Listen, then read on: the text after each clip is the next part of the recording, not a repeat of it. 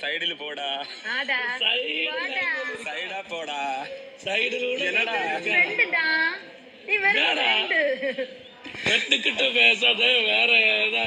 ആടാ എല്ലാം അങ്ങനെ പേസ മുടിയുമാ? ചേട്ടാ പാല് വേണോ? കുറച്ച് ചേട്ടാ കുറച്ച്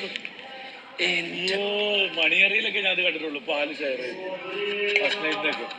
കുടിക്കേട്ടാ. ചേട്ടാ ഹെൽത്ത് ഞാനും കൂടെ നോക്കേണ്ടത് എന്റെ ഉത്തരവാദിത്വം കൂടിയാ. അയ്യേ അനു, നീ എന്തിനാ നിന്റെ പാല് കൊടുക്കുന്നത് അനീഷേട്ടന്?